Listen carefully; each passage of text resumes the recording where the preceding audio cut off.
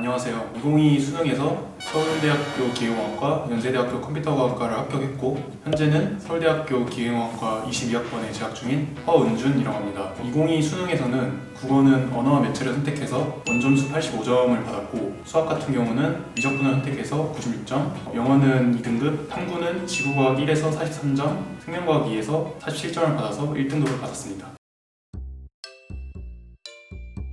하루에 평균적으로 9시간에서 한 11시간 정도 공부를 했는데 아침에 일어나서 점심 먹기 전까지 공부를 해서 3시간 정도에서 4시간 정도 국어 공부에 투자했던 것 같습니다.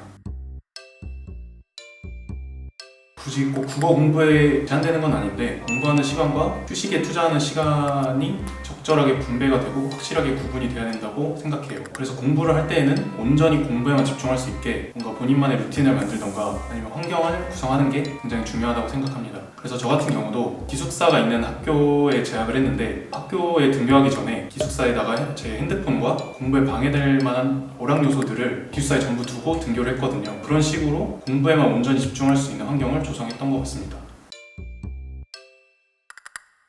상반기에는 국어 같은 경우는 먼저 지문을 어떻게 읽어나가고 문제를 어떻게 풀 것인지에 대한 개념 확립이 먼저라고 생각을 하고요. 더해서 그것을 적용할 수 있는 기출문제 분석이 굉장히 중요하다고 생각을 합니다. 저 같은 경우도 6월 모의고사 전까지는 기출 분석과 국어 개념 확립에 좀 힘을 썼던 것 같습니다. 그리고 후반기에는 어떤 글이 오든지 자기만의 루틴대로 읽어내고 문제를 푸는 데 있어서 그런 것들을 적용할 수 있게 하는 게 굉장히 중요하다고 생각해서 양치기를 좀 많이 하는 전략을 짰거든요. 후반기에는 뭔가 개념보다는 그런 양치기에 좀 더 초점을 맞춘 것 같습니다. 6월 모의고사 전에 얘기했듯이 개념 확립을 위해서 메가스터디 강민철 선생님의 강기분과 세기분 강의를 수강을 했습니다. 강기분과 세기분에 딸려오는 그 기출 교재들을 이용해서 기출 분석과 국어 지문 어떻게 읽어 내려갈 것인지에 대한 개념 확립에 되게 중점을 뒀던 것 같고요.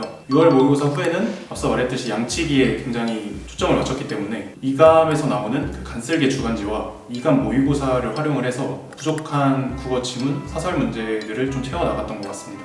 파이널에는 2감 모의고사를 비롯해서 다양한 사설 모의고사들을 거의 매일같이 풀었는데요. 2감 모의고사 제외하고도 김동 선생님의 바탕 모의고사, 한수 모의고사 등을 풀었습니다. EBS 같은 경우에는 EBS 수능 특강과 수능 완성을 모두 2회독을 하긴 했습니다. 그런데 아무래도 2022 수능부터 국어의 EBS 연계가 70%에서 50% 그리고 직접 연계에서 간접 연계로 줄어들었다는 점을 감안을 해서 그 수능 특강, 수능 완성의 문학 작품을 모두 외울 정도로 공부하지는 않았고 2회독을 하면서 이런 작품도 있고 저런 작품도 있구나 하는 정도로만 딱 공부했던 것 같습니다. 그리고 아무래도 EBS보다는 기출문제, 특히 옛날 기출문제 말고도 최근 기출문제의 경향을 파악하는 데 더 초점을 뒀던 것 같습니다. 먼저 비문학을 풀 때는 오답이 굉장히 많이 발생을 하는데 이럴 때는 어떻게 대처를 했냐 하면은 먼저 지문을 읽고 문제를 풀고 채점을 하면 오답이 나오잖아요. 오답이 나오면 바로 해설지를 읽지 않고 다시 지문으로 돌아가서 지문을 다시 처음 읽듯이 풀고 다시 문제를 풀어서 전에 찍었던 정답과 비교를 해봤습니다. 그래서 만약에 다시 풀어서 정답이 맞았을 경우에는 내가 왜 처음 풀었을 때는 틀린 답을 골랐었는지 체크하는 데 중점을 뒀었고 만약에 다시 풀었는데도 또 오답을 골랐다면 내가 어떤 점에서 오답을 골랐는지 확인하고 해설지를 보면서 공부를 했습니다. 국어 킬러 문제 같은 경우는 따로 킬러 문제를 공부를 하지는 않았는데요. 아무래도 많은 문제를 접하는 게 가장 중요하다고 생각합니다. 여러 사설 문제를 풀어보면서 굉장히 어려운 3점짜리 국어 킬러 문제들을 풀었었는데 다양한 상황에서 다양한 지문에서 다양한 킬러 문제가 나오기 때문에 제가 생각하기에는 여러 문제를 접해보는 게 가장 좋은 방법이라고 생각합니다.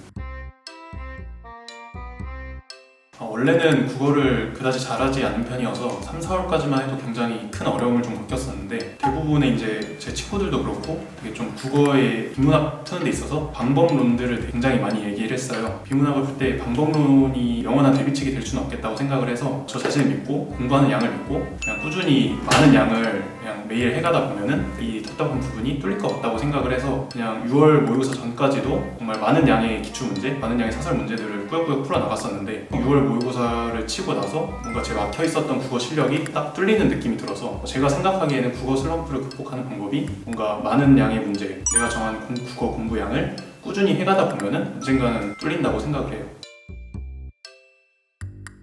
국어 슬럼프를 극복하는 방법에서도 얘기를 했듯이 뭔가 국어 슬럼프가 온다고 국어 공부량을 줄이거나 아니면 다른 방법론을 찾기보다는 그냥 본인이 정한 양, 본인이 정한 뭐 국어 지문, 기출문제, 사설문제가 됐든 어떤 그런 특정한 양을 꾸준히 많이 풀어 나갔으면 좋겠어요.